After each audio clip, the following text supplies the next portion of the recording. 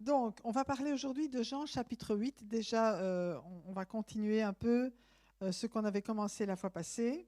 Et on était arrivé, en fait, si vous vous souvenez, on avait parlé de Jean chapitre 8 la dernière fois qu'il y avait eu des baptêmes. Amen. Et j'avais terminé sur un verset avec lequel nous allons commencer aujourd'hui. C'est le verset 12. Jean chapitre 8, verset 12, qui nous dit ceci. Jésus leur parla de nouveau. Il dit, je suis la lumière du monde. Celui qui me suit ne marchera pas dans les ténèbres, mais il aura au contraire la lumière de la vie. Amen. Je répète.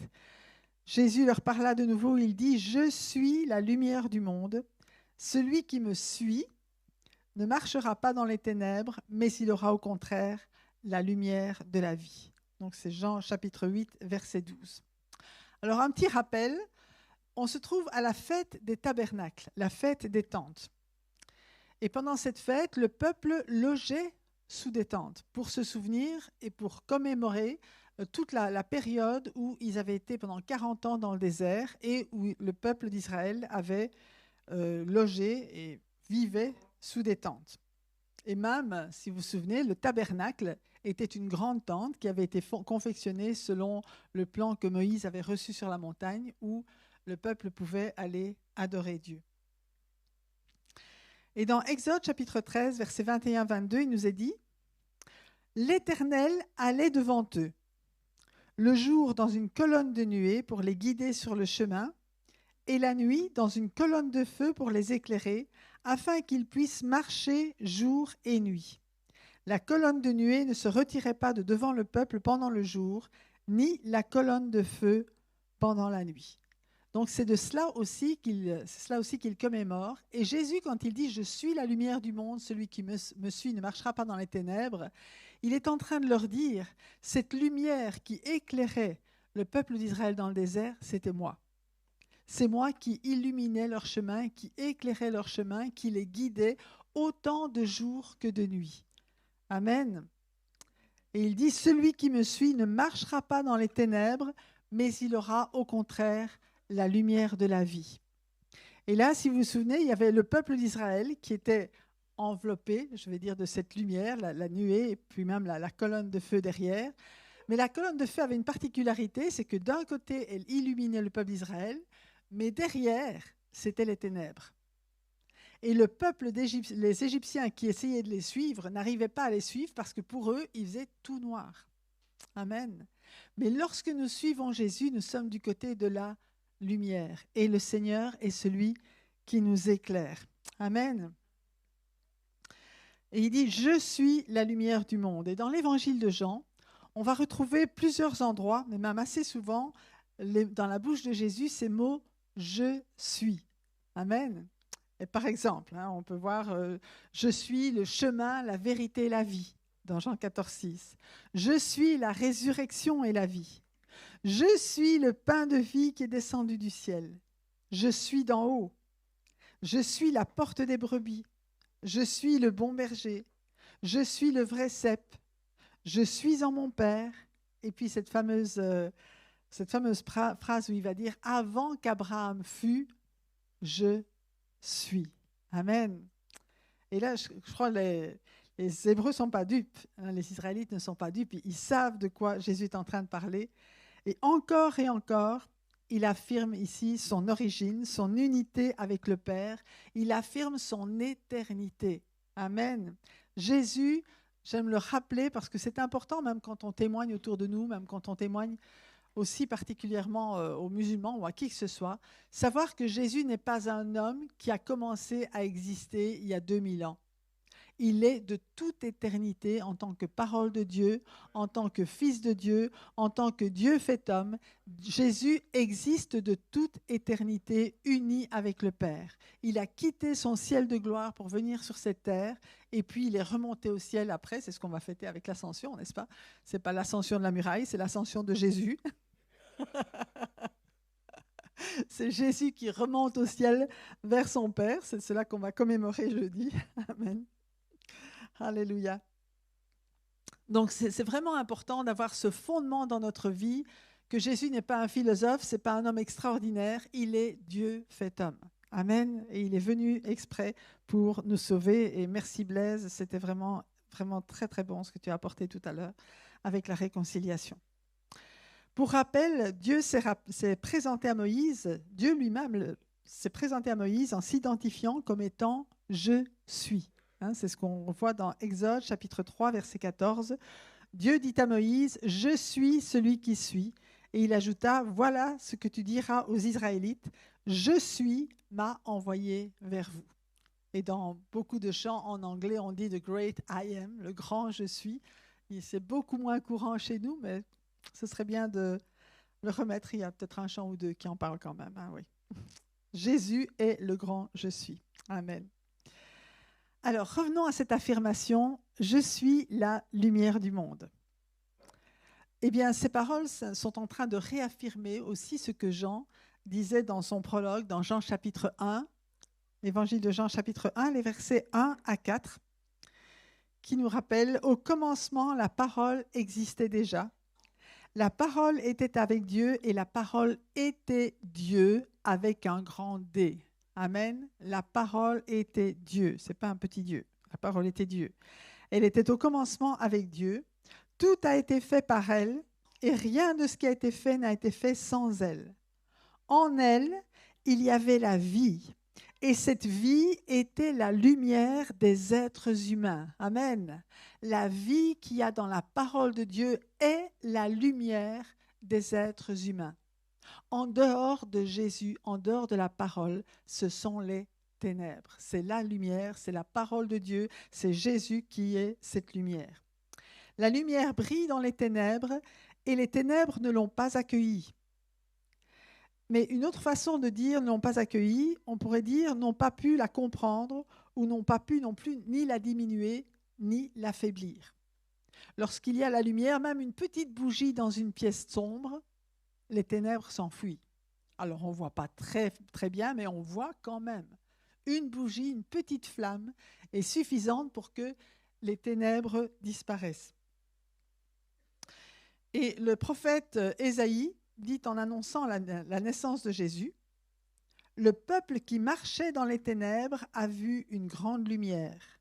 Sur ceux qui habitaient le pays de l'ombre de la mort, une lumière a brillé. » Quand Jésus est venu dans le monde, c'est la lumière qui est venue dans le monde. Et encore un autre passage, et puis après on va en parler. Dans Malachie, chapitre 3, le verset 20, ou bien dans certaines versions, c'est le verset 2 du chapitre 4. « Mais pour vous qui craignez mon nom, le soleil de justice se lèvera et la guérison sera dans ses rayons. Vous sortirez en bondissant comme les veaux d'une étable, vous piétinerez les méchants, car ils seront comme de la poussière sous la plante de vos pieds, le jour que je prépare, dit l'Éternel, le Maître de l'univers. » Amen. C'est une bonne nouvelle, ça. Alléluia. Et c'est vrai qu'il y a beaucoup de ténèbres autour de nous et le monde est en train de ne plus savoir du tout où il va. Et parfois même, il y a un peu de ténèbres en nous aussi, n'est-ce pas ? On se pose pas mal de questions. Mais Jésus est venu pour faire jaillir non seulement la lumière, mais aussi le salut. Amen. La guérison, quand on parle du salut, dans le Nouveau Testament, on utilise le mot sozo. Et dans le mot sozo, il n'y a pas seulement le mot salut, il y a le mot guérison, il y a le mot délivrance. Il y a vraiment quelque chose qui est plein et entière au niveau de la vie, complète. La guérison est sous les rayons de la merveilleuse lumière qu'est Jésus. Et quand le « je suis » darde ses rayons, alors il y a la vie qui jaillit et les ténèbres se dissipent. Amen. Amen. Gloire à Dieu. Il nous dit ici, je suis la lumière du monde, celui qui me suit ne marchera pas dans les ténèbres. Et qu'est-ce que ça veut dire de suivre Jésus ? Suivre Jésus, c'est s'attacher à lui. C'est comme il disait, comme s'il disait, ceux qui s'attachent à moi feront l'expérience d'une lumière qui donne la vie et ils ne marcheront jamais dans les ténèbres. Ça, c'est la traduction de la Passion. Je répète, ceux qui s'attachent à moi feront l'expérience d'une lumière qui donne la vie et ils ne marcheront jamais dans les ténèbres. On peut dire, oui, je crois que Jésus est le Fils de Dieu, mais ce qu'il nous dit ici, c'est de s'attacher à lui, c'est de le suivre, c'est de marcher dans l'empreinte de ses pas, de ne pas le lâcher une minute, mais de s'attacher à lui. L'écouter, écouter Jésus, c'est très bien. Mais souvenez-vous que après l'avoir écouté, il faut mettre en pratique. Si on veut bâtir notre maison sur le roc et pas sur le sable, il faut écouter sa parole et la mettre en pratique. Amen. La promesse est pour ceux qui le suivent, qui s'attachent à lui, qui le reçoivent dans leur vie. Cette lumière vient alors éclairer leur vie, comme elle éclaire notre vie. Et de plus, alors là, ceux qui suivent Jésus deviennent eux aussi quoi? La lumière du monde. Amen. Waouh! Parce que cette lumière va donner la vie autour de nous. Amen. Lorsque nous suivons Jésus, cette lumière va jaillir en nous pour donner la vie. Dans Jean 1, chapitre 9 à 13, il est dit « Cette lumière était la vraie lumière qui, en venant dans le monde, éclaire tout être humain. Elle était dans le monde et le monde a été fait par elle. Pourtant, le monde ne l'a pas reconnue. Elle est venue chez les siens et les siens ne l'ont pas accueillie. Mais, à tous ceux qui l'ont acceptée, à ceux qui croient en son nom, elle a donné le droit ou le pouvoir de devenir enfants de Dieu, puisqu'ils sont nés non du fait de la nature, ni par une volonté humaine, ni par la volonté d'un mari, mais qu'ils sont nés de Dieu. » Et là, c'est ce que nous sommes aujourd'hui. Lorsque nous avons reçu Jésus-Christ dans notre vie, nous sommes nés de Dieu. Notre identité maintenant, c'est une identité d'enfant de Dieu. Nous n'avons plus notre identité d'avant, nous avons reçu une nouvelle identité. Et vous savez, quand nous sommes adoptés par Dieu, mais déjà aujourd'hui, quand on adopte un enfant, on liquide tous les papiers et tout ce qui le retenait à son ancienne vie, ses parents, à son passé. Et pour Dieu, c'est pareil. Lorsque nous sommes adoptés par Dieu, eh bien, tout ce qui était avant, pour Dieu, n'existe plus. Et c'est important pour nous de réaliser aussi que nous sommes devenus une nouvelle créature. La Bible dit, lorsque nous devenons une nouvelle créature, les choses anciennes sont passées, voici, toutes choses sont devenues nouvelles. Et on pourrait faire une étude sur l'adoption, voir vraiment ce que ça signifie vraiment pour nous.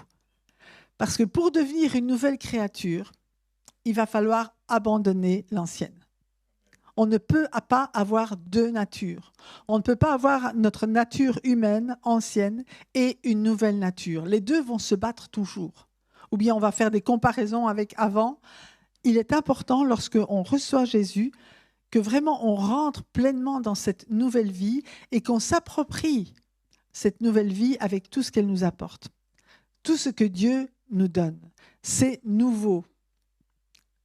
Il y a vraiment une coupure avec notre... Je ne sais pas si vous avez vécu ça quand vous êtes convertis, mais chez moi, quand j'ai donné mon cœur à Jésus, je dis « Waouh, mon passé, c'est fini, j'en veux plus. Maintenant, je commence une nouvelle vie avec Jésus. C'est une page blanche qui s'offre devant moi et derrière, c'est fini. » Et je commence et j'ai appris. C'est pour ça qu'on dit qu'on devient comme un petit bébé quand on accepte Jésus, parce qu'on doit tout apprendre.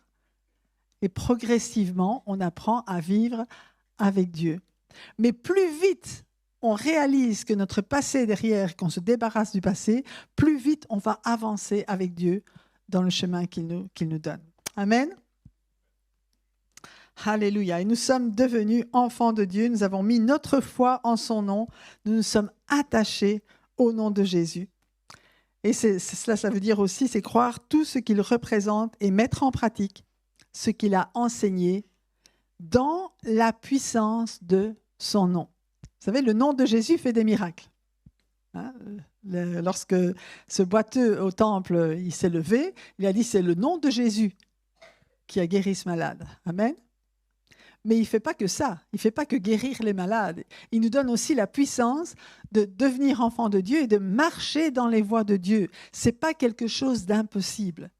Parfois, on dit, mais suivre Jésus, mais c'est trop difficile. Tu ne te rends pas compte de ce qu'il nous demande de faire? OK, c'est impossible. Comme la guérison de ce boiteux. Sauf que c'est dans le nom de Jésus que nous avons cette puissance de le faire. Ce n'est pas par nos propres forces. J'étais interpellée aussi cette semaine par ce passage dans 2 Pierre, chapitre 1, à partir du premier verset qui nous dit, 2 Pierre 1, de 1 à 4, de la part de Simon Pierre, serviteur et apôtre de Jésus-Christ, à ceux qui ont reçu par la justice de notre Dieu et Sauveur Jésus-Christ, une foi du même prix que la nôtre. Alors ça, quand j'ai relu ça, je me dis, waouh! L'apôtre Pierre, qui est censé être le premier pape, enfin, voilà, ok, comme ça c'est dit, mais il nous dit, mais tous ceux qui ont reçu une foi du même prix que la nôtre. Il n'y a pas une foi pour l'apôtre Pierre et une foi pour les autres. Il y a la même foi, le même prix pour tous ceux qui ont reçu Jésus. Amen. Alléluia. Gloire à Dieu. Et j'ai perdu mon texte, mais je vais le retrouver. Ça, c'est le problème d'être... J'arrive. Vous inquiétez pas. Voilà. Que la grâce et la paix vous soient multipliées. Comment la grâce et la paix vont être multipliées? Par la connaissance de Dieu et de Jésus, notre Seigneur. Ça ne vient pas tout seul. Ça vient lorsque nous apprenons à connaître Dieu et à connaître Jésus, lorsque nous nous attachons à lui, lorsque notre cœur, notre but, c'est de le connaître encore et toujours mieux. Et puis il nous dit, sa divine puissance nous a donné tout ce qui est nécessaire à la vie et à la piété en nous faisant connaître celui qui nous a appelés par sa propre gloire et par sa force. Sa divine puissance nous a donné tout ce qui est nécessaire à la vie et à la piété.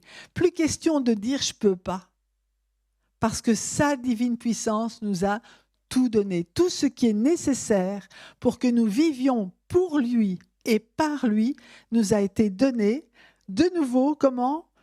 Parce qu'il nous a fait connaître celui qui nous a appelés. Lorsque nous apprenons à connaître celui qui nous appelle, nous recevons sa puissance pour vivre ce qu'il nous a demandé de vivre. Amen. Jamais il ne nous a dit « fais-le par tes propres forces ». Mais il a pourvu à tout ce qui nous était nécessaire pour marcher dans ses voies. Alléluia. Merci Seigneur. Par sa propre gloire et par sa force. C'est lui qui s'est engagé, c'est lui qui le fait et c'est nous qui le recevons. Amen. Et on le reçoit par la foi et on marche à sa suite parce que nous le connaissons. Nous nous attachons à lui, nous nous cachons en lui.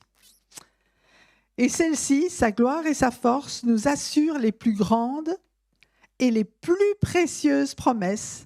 Ainsi, grâce à elle, vous pouvez fuir la corruption qui existe dans le monde par la convoitise et devenir participant de la nature divine. Par la puissance et par la force de Dieu, il nous donne la capacité de fuir la corruption qui est dans le monde. Amen. Par la convoitise et de devenir participant de la nature divine. Mais c'est un plan extraordinaire. Et c'est plus qu'un plan, c'est une réalité. Il a fait de nous des participants de la nature divine. C'est pas un peut-être un jour, c'est pas plus tard quand je serai mort, c'est aujourd'hui, nous sommes participants de la nature divine. Aujourd'hui, sa puissance nous a donné tout ce qui contribue, tout ce qui est nécessaire pour que nous vivions avec lui et par lui. Et bien sûr, on l'a vu la fois passée, la toute première obéissance qui découle de ça, c'est de passer par le baptême, parce que c'est là qu'on dit oui. Oui, Seigneur, j'abandonne ma vie d'avant. Oui, Seigneur, je deviens une nouvelle créature. Oui, Seigneur, je veux marcher à ta suite. Oui, Seigneur, je m'engage à rester, à demeurer avec toi et à te faire confiance. Amen. Et c'est pourquoi c'est tellement important. Lorsque Jésus a été baptisé, même si lui n'avait pas péché, il a renoncé à sa volonté humaine ce jour-là. Et on l'a vu dans le jardin de Gethsémane. Pas ce que je veux, mais ce que tu veux. On l'a vu tout au long de sa vie. C'est pas moi qui décide, je fais ce que je vois faire au Père. Mais ça a commencé le jour de son baptême. Le jour de notre baptême, nous manifestons que nous sommes morts à notre ancienne vie, mais que nous marchons maintenant pour Dieu, par lui, et que nous sommes prêts à accomplir tout ce qu'il a préparé d'avance pour nous. Et lorsque nous choisissons de croire Dieu et d'obéir à Dieu, d'obéir à sa parole, nous entrons dans le « tout est possible avec Dieu ». Amen. Il n'y a plus rien qui nous est impossible. C'est comme si nous passions une porte. Alors Jésus a dit « je suis la porte », d'accord ? Alors d'un côté, d'accord, de ce côté-ci, du côté de ma propre volonté, de mes propres capacités, de mes émotions, je ne suis pas capable de faire ce que Dieu me demande. On est d'accord ? Si je fais par moi-même, inutile, il y a mes sentiments, il y a tout ce qui vient là et qui m'empêche de faire la volonté de Dieu. Mais si je choisis, c'est juste une question de choix avec Dieu. Hein. Ce n'est pas une question de capacité, c'est juste une question de choix. Si je choisis néanmoins de renoncer à ma propre volonté pour faire la volonté de Dieu, en faisant cela, je passe la porte et je suis du côté de Dieu. Amen. Et j'entre dans la volonté de Dieu, là où tout est possible avec Dieu. Avec Dieu, nous ferons des exploits. C'est pas, si je suis avec Dieu, Dieu va tout faire. Faites attention, Dieu ne fera rien à votre place. C'est pas la peine de demander à Dieu de faire des choses que lui vous a demandé de faire. Ça marche pas. Mais lorsqu'on choisit d'obéir pour faire ce que lui nous demande, alors on le fait avec lui. Et tout est possible. Amen.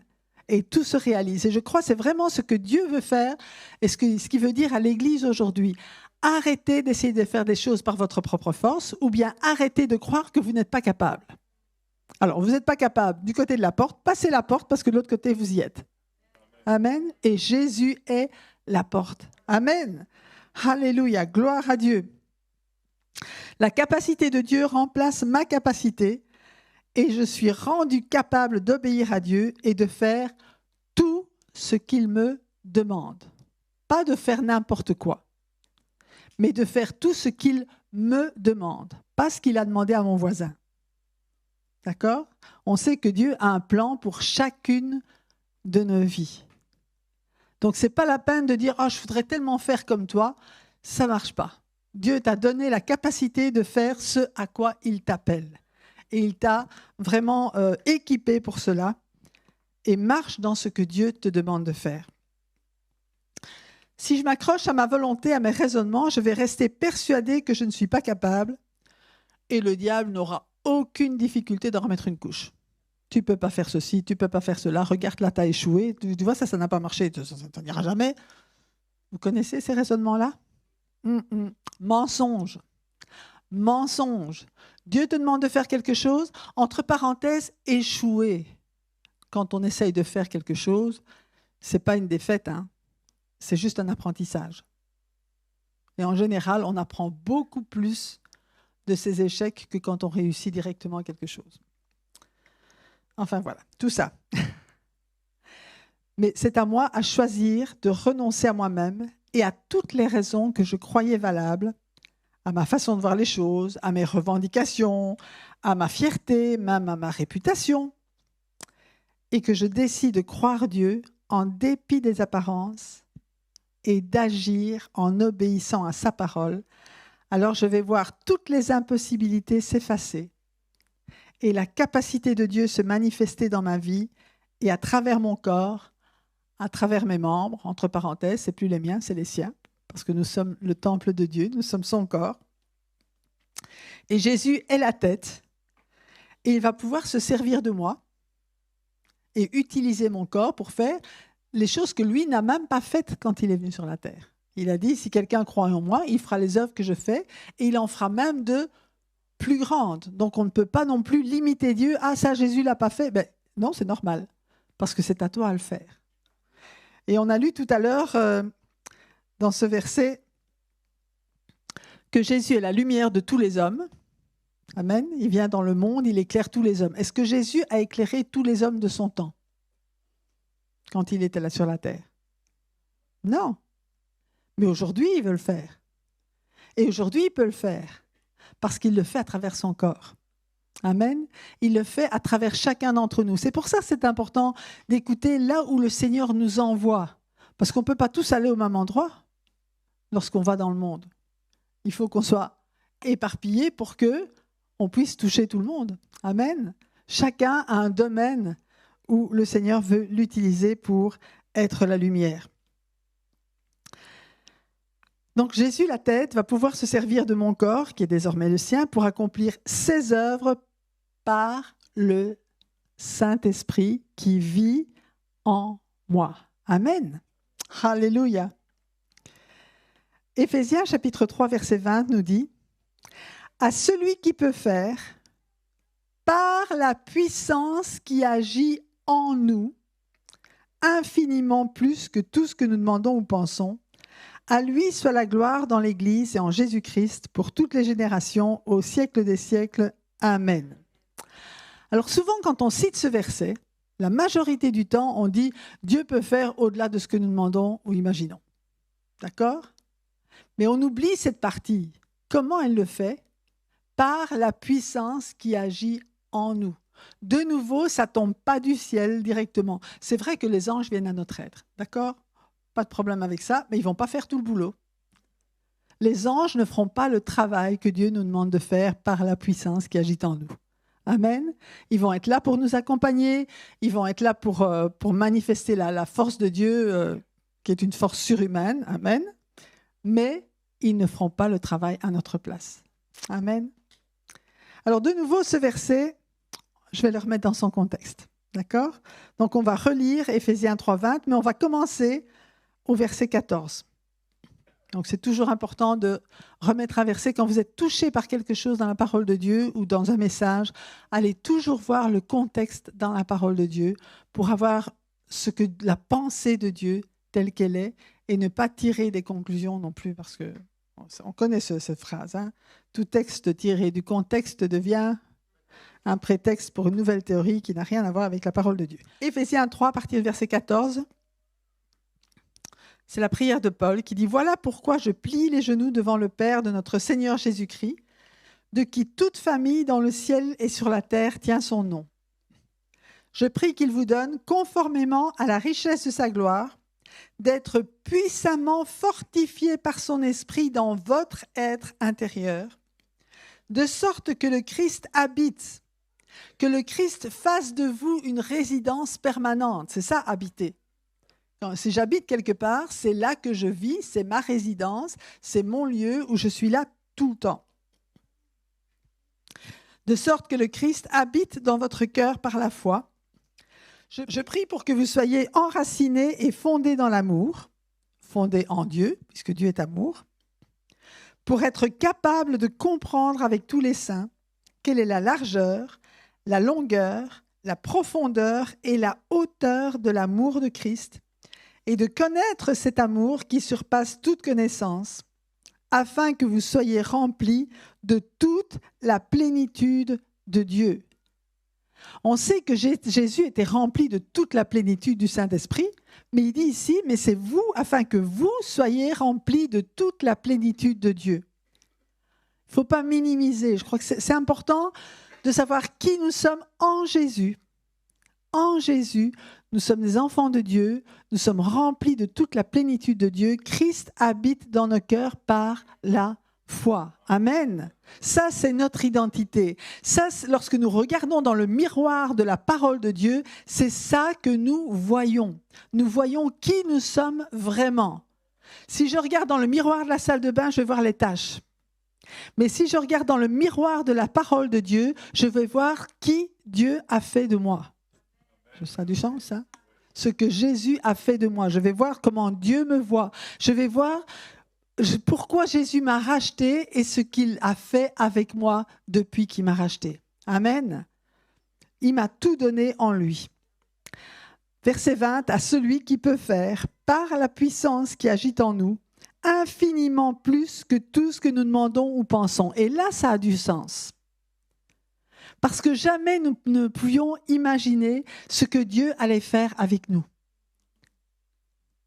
C'est ça que Dieu va faire. Il va faire au-delà de tout ce que tu peux imaginer. Toi, tu t'as mis une limite. Je peux aller jusque-là, mais pas plus loin. Dieu a dit non, il n'y a pas de limite. Il n'y a pas de limite. Je brise les limites. Avec moi, tu peux tout faire ce que je te demande. Amen. Infiniment au-delà de tout ce que nous demandons ou pensons. À lui seul soit la gloire dans l'Église et en Jésus-Christ pour toutes les générations au siècle des siècles. Amen. À Dieu seul soit la gloire. Ce n'est pas notre gloire, c'est la sienne. Mais par sa gloire, il nous fait accéder à tout ce qui nous était impossible pour que nous le marchions dans ses voies, pour que lui soit glorifié dans notre vie. Amen. Est-ce que vous pouvez imaginer que c'est Dieu lui-même qui se glorifie à travers chacun, à travers chacune d'entre vous? Amen. À cause de ce qu'il a déposé en nous. Dès lors, comme on lisait tout à l'heure, nous devenons nous-mêmes la lumière du monde parce que nous laissons Jésus briller à travers nous. Amen. Et donc, on a lu dans Jean 1,9 que Jésus, en venant dans le monde, éclaire tout être humain. Lui-même n'a pas parcouru les chemins du monde entier pour éclairer tout homme, mais c'est à nous qu'il a donné ce mandat en venant briller à travers son Église qui, elle, parcourt toute la terre. Amen. Dans Matthieu chapitre 5, les versets 14 à 16, Jésus va dire « Vous êtes la lumière du monde.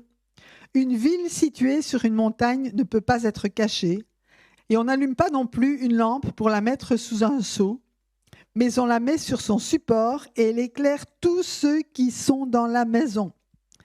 Que de la même manière votre lumière brille devant les hommes, afin qu'ils voient votre belle manière d'agir et qu'ainsi ils célèbrent la gloire de votre Père céleste. » C'est de ça que le monde a soif. Le monde ne verra jamais Dieu au ciel, mais le monde va voir Dieu en chacun d'entre vous lorsque vous allez manifester les œuvres de Dieu dans votre vie. Le contexte de ce passage, de nouveau, c'est le sermon sur la montagne. Et ces versets viennent juste après les béatitudes. Vous savez, heureux les pauvres en esprit, car le royaume des cieux est à eux. Heureux ceux qui pleurent, car ils seront consolés. Heureux, heureux, heureux ceux qui sont malheureux, parce qu'ils sont riches. Enfin bref, toutes ces choses. Heureux si on vous persécute. Mais toutes ces béatitudes, Jésus les a vécues, chacune, et il veut continuer à les vivre en nous. Ce n'est pas une vue de l'esprit, c'est vraiment quelque chose, les principes du royaume de Dieu qui sont contradictoires par rapport aux principes du monde. C'est ça aussi qui fait la différence entre les chrétiens et les gens du monde. Jésus a dit, ils sont dans le monde, il a dit à son Père quand il a prié, ils sont dans le monde mais ils ne sont pas du monde. Et il faut que nous nous souvenions que nous sommes dans le monde, mais que nous ne sommes pas du monde, que nous ne sommes pas soumis aux règles de vie, de mentalité, de réaction de l'esprit de ce monde. Amen. Alléluia. Donc, nous sommes la lumière du monde à condition que on soit différent. Lorsque nous vivons en accord avec ces principes du royaume de Dieu, ou plutôt, alors, écoutez, lorsque nous laissons Jésus vivre ses principes en nous par le Saint-Esprit, sans mettre de frein en disant « non, je ne peux pas aller jusque-là ». Combien de fois j'ai entendu des chrétiens dire « chrétien mais pas crétin, bon mais pas bête ». Écoutez, pour moi et pour le monde, Jésus était bête. Parce qu'il a été bon jusqu'à l'extrême, au-delà de tout ce qui est possible. Le pasteur Blaise nous rappelait tout à l'heure que même si c'est l'homme qui a péché, c'est Dieu qui est venu se réconcilier. Ce n'est pas l'homme qui a fait le premier pas. C'est Dieu qui a fait le premier pas vers la réconciliation. Amen. Alors que lui, il n'avait rien.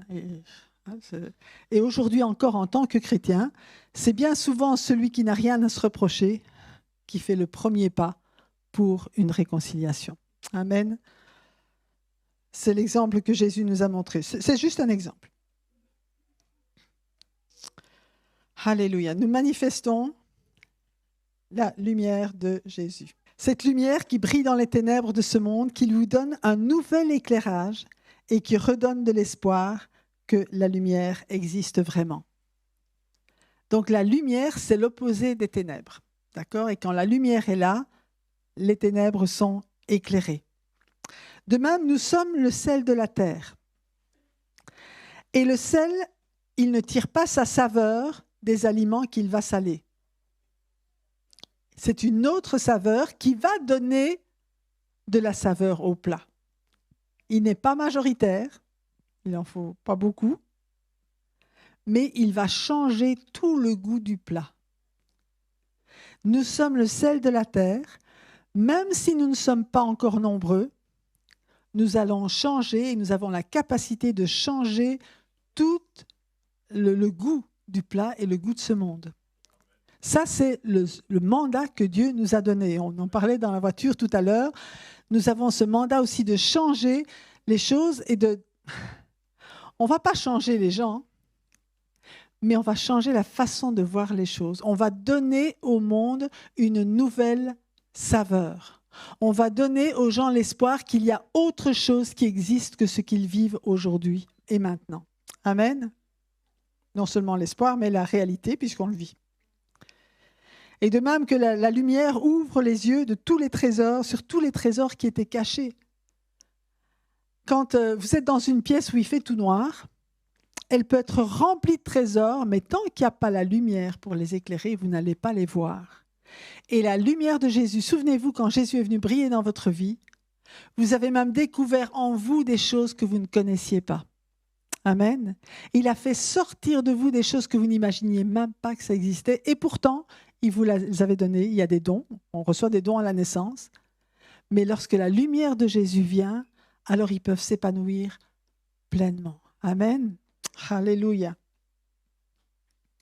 Alors ici, j'ai écrit, une simple bougie est suffisante pour chasser les ténèbres, mais que dire alors d'un chandelier ou d'une série de chandeliers? Une lampe ne prend pas beaucoup de place, mais elle éclaire toute la maison. Amen. C'est ce dont le monde qui nous entoure a besoin. Les gens ont besoin d'être éclairés sur le sens de leur vie. Ils ont besoin de savoir que Dieu a une destinée pour leur vie, que tous ces trésors que Dieu a mis en eux ont un but. Et nous, chrétiens, nous avons besoin de connaître notre identité en Christ et de nous approprier tout ce que la lumière de Christ nous dévoile, afin de porter cette lumière à ceux qui ne l'ont pas encore reconnue. Notre identité en Christ, on en parle beaucoup maintenant, mais je trouve qu'on devrait plutôt l'appeler l'identité de Christ en nous, plutôt que notre identité. C'est l'identité de Christ en nous. Car c'est bien cela que nous visons, laisser le caractère de Jésus se développer de plus en plus dans notre vie, son amour, son humilité, sa douceur, sa paix, sa joie, sa patience, bref, le fruit de l'esprit qu'il a démontré tout au long de sa vie. N'est-ce pas cela aussi la manifestation de la gloire de Dieu? Alors bien sûr qu'on croit au miracle et ça fait partie de la vie de Jésus, mais voir quelqu'un qui change radicalement et qui manifeste le caractère de Christ, ça aussi c'est un miracle. Amen. Alléluia. Jésus a vaincu les ténèbres et si le diable obscurcit encore les intelligences, nous avons reçu cette autorité pour détruire son œuvre car il a été dépouillé il y a 2000 ans. Donc arrêtons de lui donner le pouvoir qu'il n'a plus. Il est menteur et le père du mensonge. Donc traitons-le comme le menteur, le père du mensonge et arrêtez de lui donner du pouvoir parce qu'il n'en a plus. Il a perdu son pouvoir. C'est seulement quand on croit qu'il en a qu'il se manifeste. Amen. Alléluia. Et voici la prière que les apôtres ont faite. Vous vous souvenez quand ils ont été battus, parce que c'est cet homme, justement, ce paralytique, avait été guéri, et on leur a interdit de parler au nom de Jésus, on les a battus, on les a intimidés. Alors on pourrait dire le diable les a attaqués, ok, mais comment ont-ils réagi?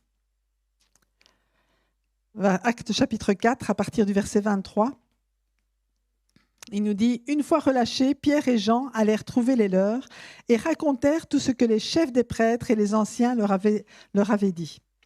Après les avoir écoutés, ils s'adressèrent tous ensemble à Dieu en disant, écoutez bien leur prière, « Maître, tu es le Dieu qui a créé le ciel, la terre, la mer et tout ce qui s'y trouve. Et c'est toi qui as dit par le Saint-Esprit, par la bouche de notre Père, ton serviteur David, pourquoi cette agitation parmi les nations et ces préoccupations dépourvues de sens parmi les peuples?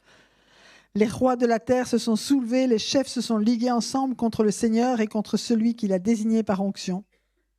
Il est bien vrai qu'Hérode et Ponce Pilate se sont ligués dans cette ville avec les nations et les peuples d'Israël contre ton saint serviteur Jésus que tu as consacré par onction. Ils ont accompli tout ce que ta main et ta volonté avaient décidé d'avance. Et maintenant, Seigneur, sois attentif à leurs menaces et donne à tes serviteurs d'annoncer ta parole avec une pleine assurance. Déploie ta puissance pour qu'il se produise des guérisons, des signes miraculeux et des prodiges par le nom de ton saint serviteur Jésus. Quand ils eurent prié, l'endroit où ils s'étaient rassemblés trembla. Ils furent tous remplis du Saint-Esprit et ils annonçaient la parole de Dieu avec assurance. Amen. Là, je crois que c'est important de remettre Dieu à sa place. Je disais, le diable, il n'a pas la place qu'on lui donne, mais remettons Dieu à sa place. Il est au-dessus de tout et rien ne lui échappe. Amen. Même, il rappelle ici que si Jésus est mort, même si ce sont les peuples et les rois qui se sont ligués contre lui, ça faisait partie du dessein de Dieu. Amen. Le diable n'a rien pu faire qui était en dehors du dessein de Dieu et il ne peut toujours rien faire qui est en dehors du dessein de Dieu. Donc arrêtons de le considérer, mais considérons Dieu et cherchons sa face pour savoir qu'est-ce que tu nous demandes de faire dans cette situation. Considérons que la puissance de Dieu est infiniment plus grande que celle du diable. Seul Dieu est le Créateur. La plus grande arme du diable, c'est la ruse et le mensonge. Nous déjouons ses plans lorsque nous ne nous laissons pas détourner par aucun moyen ni aucune circonstance de ce que Dieu nous demande dans sa parole. Détournons les yeux de ce que le diable fait pour les tourner vers ce que Dieu fait et sur ce que Dieu attend de nous pour participer à ses plans. Et saisissons l'autorité que Dieu nous a donnée et marchons sur les traces de Jésus à chaque instant de notre vie et nous allons voir les fruits se multiplier en nous et à travers nous. C'est ainsi que nous allons nous préparer à son retour, préparer l'Église à son retour et préparer le monde à son retour. Amen. Voilà un enseignement sur comment vivre le royaume de Dieu maintenant. Et nous avons besoin de ce genre d'enseignement pour vivre le royaume. Et la vision que j'ai devant les yeux, juste là, c'est que nous sommes dans le royaume. Et c'est un lieu, c'est un endroit. Je vois ce royaume ici tout autour. Vous êtes dans le royaume. Restez dans le royaume. Vivez le royaume. Parce que chaque parole qui nous a été donnée aujourd'hui nous invite à prendre notre place. Et comme Christine le disait, à laisser Dieu prendre sa place en nous. Nous sommes dans le royaume. Dites avec moi, je suis dans le royaume. Commence à proclamer, je suis du royaume. Je vis le royaume. Je veux le royaume dans ma vie. C'est ça que Dieu veut. Vous allez réécouter ce message. Il est sur Facebook, il sera sur YouTube tout à l'heure. Écoutez-le à nouveau. Prenez des notes. Lisez les versets. Lisez-les à voix haute. Il y a la puissance dans la parole de Dieu. Elle est créatrice.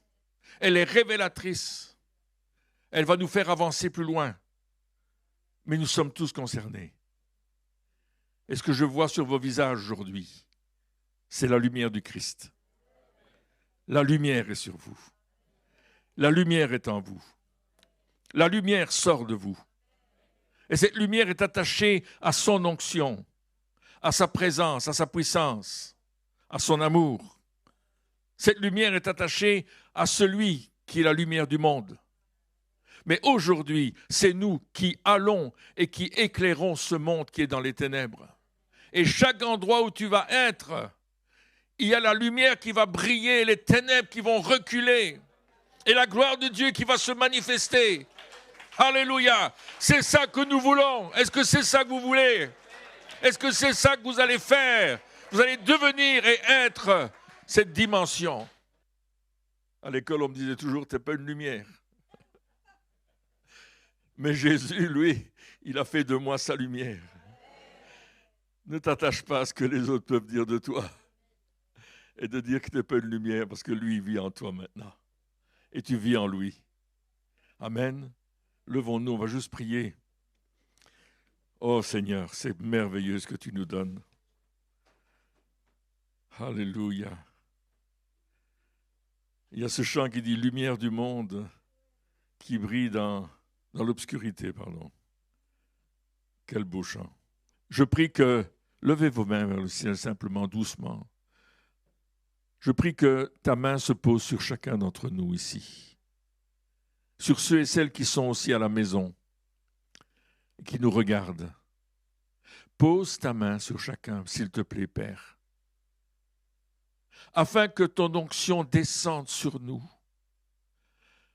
et que la puissance de ta lumière jaillisse de nous, afin que nous éclairions quelqu'un, quelqu'une aujourd'hui, un jeune homme, une jeune fille, un papa, une maman, un enfant, un vieillard, que nous soyons une lumière pour quelqu'un aujourd'hui encore. Seigneur, je prie que cette onction rayonne de nous maintenant, de chacun de mes frères et sœurs, qu'elle rayonne avec puissance pour faire reculer et de prendre le terrain que l'ennemi a voulu conquérir et voler. Je prie, Seigneur, que cet enseignement de comment vivre le royaume de Dieu, qui nous a été donné ce matin, porte du fruit dans nos cœurs. Et que selon la révélation que tu as accordée à chacun d'entre nous, selon la révélation que tu as donnée à chacun d'entre nous qui sommes sur le chemin qui est Jésus et qui avançons à la vitesse que tu nous permets d'avancer, que cette révélation nous donne de la hardiesse pour aller plus loin. Et si nous étions arrêtés sur le bord du chemin, Seigneur, je prie que ça nous booste pour que nous nous relevions et que nous marchions. Et si nous avions fait demi-tour, je veux que tu nous pousses à revenir au bon endroit et à repartir à nouveau. Seigneur, je prie, cher Saint-Esprit, cher Saint-Esprit, cher Saint-Esprit, cher Saint-Esprit,